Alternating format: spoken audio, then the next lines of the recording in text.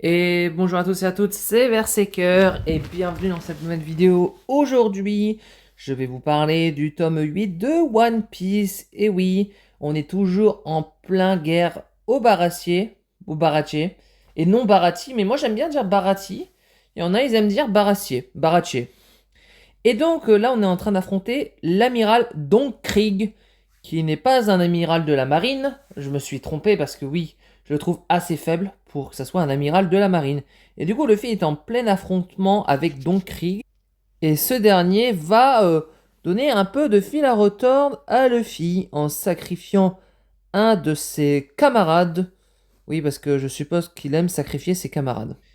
Luffy veut absolument sauver Jin, qui ne devait pas se sacrifier comme ça, et qui veut exploser Don Krieg, qui est, on le voit qu'une fois dans le manga. C'est tout. Et du coup, bon, il promet à Sanji qu'il ne mourra pas et qu'il fera tout son possible pour l'exploser. Et oui, c'est parti pour ce combat. Bon, on voit plus tard Don Krieg qui est un peu à terre et qui galère à battre Luffy, hein. Parce que oui, Luffy est en caoutchouc. Il a le fruit du gum-gum, comme certains le disent. Mais il se prend quand même une petite dérouillée et c'est tant mieux pour lui, hein, parce que de toute façon, qui l'aime ce gars? Personne ne l'aime. Bon bah finalement, le côté Baratier s'explose parce que oui, c'est compliqué. Et c'est Luffy qui affronte Don Krieg près de la mer. En plus, c'est dangereux pour lui parce qu'il a un fruit du démon. Donc il risque, s'il fait un faux pas, d'aller dans la mer. Finalement, il doit s'entortiller pour vaincre Don Krieg, prendre carrément le mât, le drapeau, pour essayer de l'enfoncer. Il essaye de jouer de l'ingénierie, Luffy. Et là, du coup, tout simplement, il dit qu'il va devoir faire ses prières. Que oui, je comprends que Luffy veut tuer Don Krieg. Bon, il le tue pas vraiment, il l'assassine, quoi. Et du coup, il y a Zeff qui dit à Sanji, tu vois, Luffy, pour moi, il est très motivé comme garçon. Et du coup, il a peur de rien. Et du coup, il essaye de faire comprendre à Sanji que lui aussi, il doit vivre ses propres aventures en mer. Du coup, Luffy nargue un peu Krieg, il lui dit, bon bah voilà, c'est ce qu'on va voir, je ne mourrai peut-être pas, tu verras bien. Finalement, il lui achève un coup final à Krieg, et je sais même plus s'il va se relever après ça, mais il crache bien du sang, le pauvre, hein. Sauf que bah il s'est coincé dans un filet et qu'il est au-dessus de la mer, entortillé. Comment Luffy va faire pour s'en sortir? Il tombe dans l'eau et du coup en fait comme c'est un utilisateur de fruits du démon, dès que tu tombes dans la mer, tu ne sais plus nager. Ça veut dire qu'il ne peut plus nager et donc il faut quelqu'un qui vienne le chercher. Mais Krieg est totalement sonné et ne pourra plus combattre. Et du coup, on a Sanji et Zeff qui parlent un peu et il dit que bon bah voilà, Luffy il est très déterminé, que ce gamin, franchement, a une volonté de faire. Excusez-moi, je baille un petit peu. Et du coup, on a Sanji qui est impressionné par le talent de Luffy. Et du coup, bon, il y a Sanji qui va aller repêcher Luffy et qui dit, Luffy, t'es vraiment bébête. Tu sais que tu perds la faculté de nager quand tu manges un fruit du démon. Pourquoi tu n'aurais pu... En fait, t'aurais pu lui prévenir que tu ne savais pas nager. Ça aurait été le respect. Et oui, un petit Luffy qui se fait un peu enguirlander par Sanji. Et donc, bon, bah voilà, Luffy a été sauvé. Tout se passe très bien. On a Sanji qui est reconnaissant vers Luffy. Et du coup, Sanji doit faire sûrement un truc quand Luffy se réveille. Luffy tient absolument que Sanji rejoigne son équipage en tant que cuistot pour faire des petits plats, bien sûr. Et Sanji essaye de tourner autour du pot et de pas vouloir le rejoindre tout de suite. Finalement, Sanji ne veut pas trop partir, il ne sait pas s'il veut partir ou pas. On a Luffy qui doit absolument le recruter. Et du coup, Jin donne un message à Luffy. Est-ce qu'un jour ils vont se rejoindre sur Grand Line? Et du coup, Luffy pense que le message adresse à Sanji, alors que Sanji va dire non, crétin, ce message il s'adresse à toi, Luffy. Retour en cuisine et du coup Sanji s'énerve parce que les employés lui balancent la soupe à la poubelle, il comprend pas pourquoi, alors que je pense qu'ils font ça juste pour forcer Sanji à partir du bar acier et de vivre ses propres aventures avec Luffy et l'équipage du chapeau de paille. Je pense que c'est une façon à lui de forcer son gamin à tout simplement euh, aller vivre ses propres aventures. Zeph le torture un peu et lui fait comprendre que c'est pas ici où est sa place, mais avec Luffy sur son bateau en tant que cuisinier personnel. En le forçant, peut-être que Sanji va comprendre que il va devoir aller retrouver Luffy pour vivre ses propres aventures. Parce que oui, son objectif c'est Grand Line. Et en plus, Sanji veut réaliser son rêve de voir All Blue. Donc la meilleure possibilité c'est d'aller voir Luffy, d'aller dans son équipage. Sanji a enfin pris sa décision et demande à Luffy de l'emmener avec lui sur Grand Line et dans son équipage. Et il sera le cuisinier de l'équipage du chapeau de paille. Donc enfin il se décide. Et du coup, Luffy vraiment est très content. Il a dit bien sûr, génial, tu seras mon cuisinier. Et il est très content, Luffy. Qui est positif pour lui parce que maintenant ils sont 4. Non, 5. 5. On va dire 4. Parce que Nami a temporairement quitté l'équipage, on va dire. Elle y est et elle y est pas. On va retenir qu'ils sont 4. Officiellement. Du coup, il salue, il dit merci à Zeph d'avoir été vraiment un père pour lui, d'être là toutes ces années. Et merci à tout l'équipage aussi. Et Sanji est très ému de quitter cet équipage. Et moi, ce que j'aime beaucoup avec Sanji, c'est qu'il a énormément de sentiments. Et même si c'est un homme qui est à la fois très, très charmeur, on voit quand même qu'il a des sentiments très humains et que c'est un très bon cuisinier. Et de toute façon, on verra plus tard sur les sentiments de Sanji, on en parlera au fur et à mesure des tomes, mais c'est un gars chaleureux. Donc les Mugiwara vont aller voir Arlong Park. Oui, parce que tout simplement, Nami a quitté l'équipage. On les a trahis. Pour quelle raison, on ne sait pas encore à ce moment-là du tome. Et du coup, oui, ils s'appellent Yosaku et Johnny, je crois que c'est les chasseurs de primes un peu potes avec Zoro. Donc là, ils sont dans une petite barque minable à 4, non 6 plutôt. Et du coup, Sanji dit occupe-toi du bateau au lieu de pleurnicher. T'es sûr qu'on est sur la bonne direction? Et du coup, Luffy va être très content d'aller revoir Nami. Et, et du coup, on ne sera toujours que 5. Et oui. Mais sauf que le vieux Zeph qui m'en a parlé avant qu'on quitte le paradis, il m'a dit que certains pirates surnommaient Grand Line le paradis. Et oui, parce que Grand Line est peut-être le paradis, comme on dit. Et bien sûr, ils expliquent des choses avant d'arriver à Arlong Park, comme par exemple le gouvernement. Voilà, ce n'est pas un spoil. Le gouvernement est expliqué dans ce tome. Et les corsaires peuvent continuer de plier et de saccager tout en impunité. Parce que en fait, les corsaires sont sous les ordres du gouvernement et de la marine. Et du coup, en gros, c'est un peu leurs grands hommes. Et du coup, comme œil de faucon, Mihawk qui est aussi un grand corsaire. Voilà, ce n'est pas du tout un spoil. Vous le savez dans ce tome qu'il y a des grands corsaires. Vous savez qu'il n'y a que œil de faucon pour le moment. Mais le terme de grand corsaire est très bien évoqué. Donc voilà, ce sont juste des pirates qui sont à la solde du gouvernement. C'est tout. Et du coup, je m'en rappelais même plus, mais je crois que dans le tome 8, là sur cette capture d'écran, ils annoncent aussi un deuxième grand corsaire qui a été énoncé. Et en fait, c'est Jinbe. Et du coup, vous savez aussi que Jinbe n'est pas trop un spoil, parce qu'au début, ils en parlent que c'est un chef de l'équipage des hommes poissons. Et du coup, Luffy dit je n'ai jamais rencontré d'hommes poissons, ils doivent venir de cette île légendaire qu'on trouve sur Grand Line, ce que dit Sanji. Ah oui, parce que Sanji, je crois qu'il a aussi un... Bon, on verra plus tard. Ah oui, ici, il en parle. Il en parle qu'il a envie de rencontrer des sirènes. On verra quand il en rencontrera. En échange de son affiliation au corps des 7 grands corsaires, Jinbe a envoyé dans East Blue le plus dangereux de ses hommes. Et c'est Arlong. Voilà. Mais Jinbe, on va pas le voir tout de suite. C'est juste qu'il l'évoque. On le verra vraiment très tard.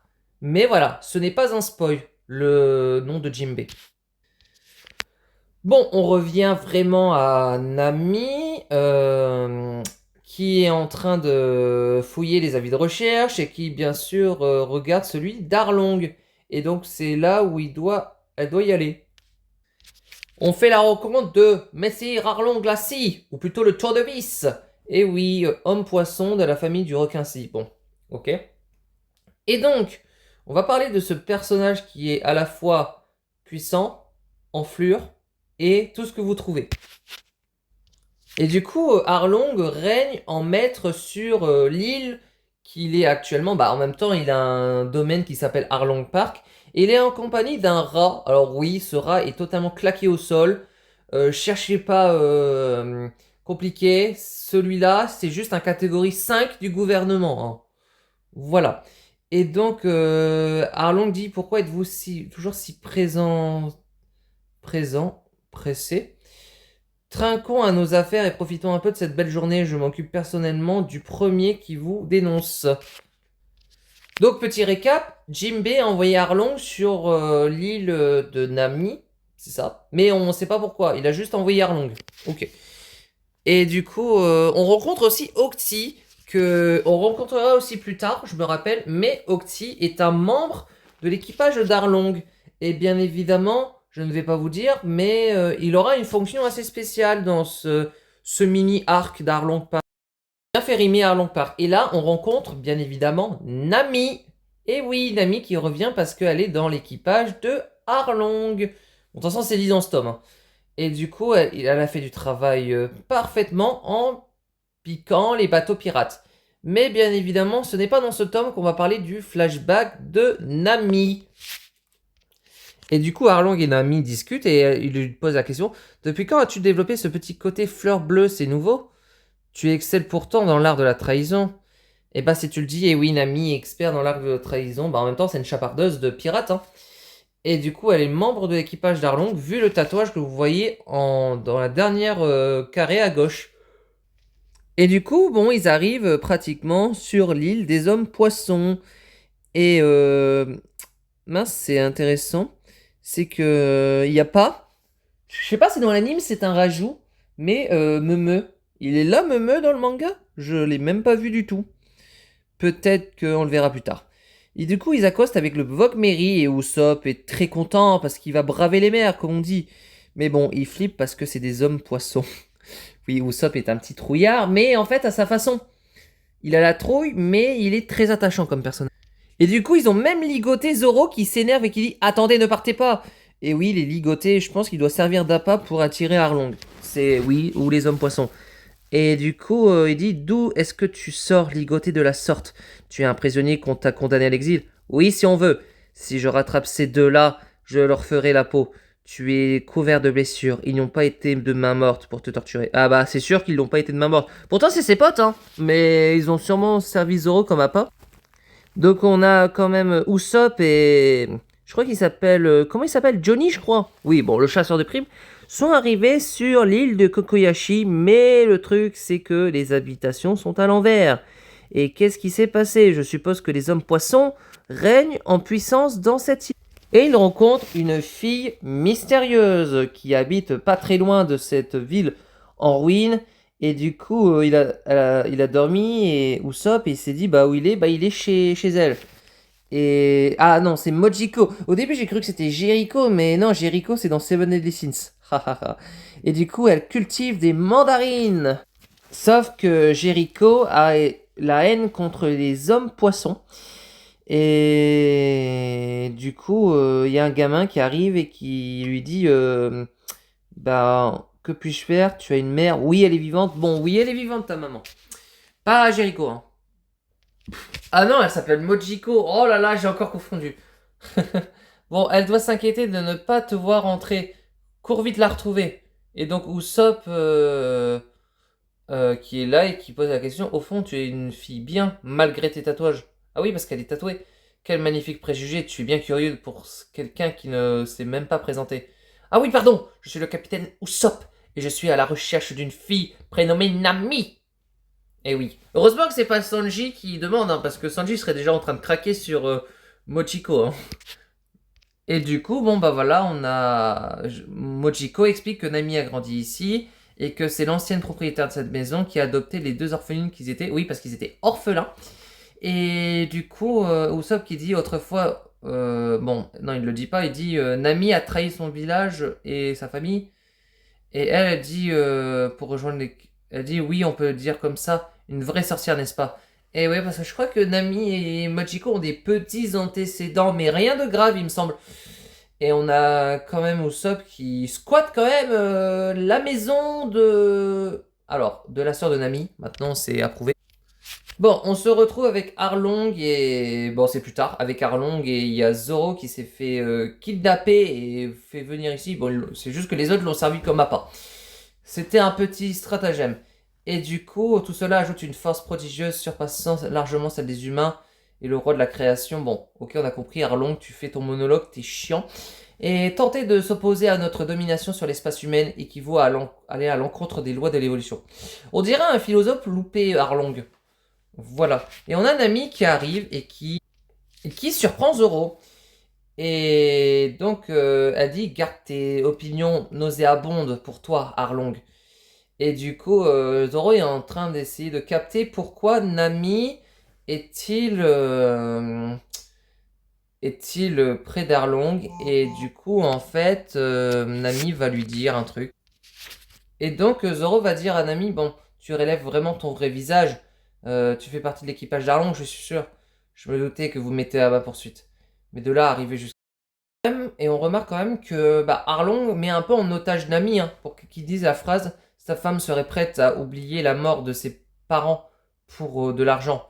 Et du coup, je suppose que... On en saura plus au prochain tome, mais que Nami a eu un passé très tragique.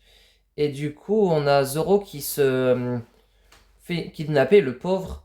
Et clairement, Nami a joué un peu dans leur jeu à Arlong. Mais au risque de vous décevoir, je ne lui ai jamais fait confiance. Je ne serais pas surpris d'apprendre qu'elle est une tueuse en série. Ah et Zoro n'avait pas trop confiance en Nami depuis le début. Et ça se voit, hein.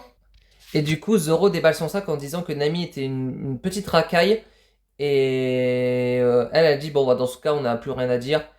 Promet-moi de n'oublier ainsi que le trésor. Et fous le camp ici. Je t'ai assez vu. Et en fait, il jette carrément Zoro dans la mer. Qu'est-ce qui lui prend? Bah non, c'est plutôt lui qui se jette dans la mer. Non, dans la piscine. Et du coup, les autres pensent qu'il a glissé, mais non, en fait, je pense qu'il a fait exprès d'aller dans l'eau. Mais non, l'abruti, il a les pieds et les mains liés. Alors, il veut se suicider. Laisse-le se noyer. Quel idiot. Et du coup, il y a Nami qui carrément saute dans la piscine pour aller sauver Zoro. Oui, elle le sauve, mais en fait, elle lui dit « Ferme-la si tu me cherches encore des noises. Je te tue de mes propres mains.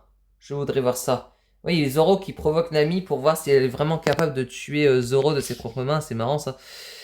C'est marrant pour lui, hein, pas pour nous, quoi. Et du coup, je n'avais plus de vêtements propres. Je suis arrangé. Et oui, en plus, il revient d'un combat très chaud contre Mihawk, donc œil de faucon. Donc là, il est pas trop en état.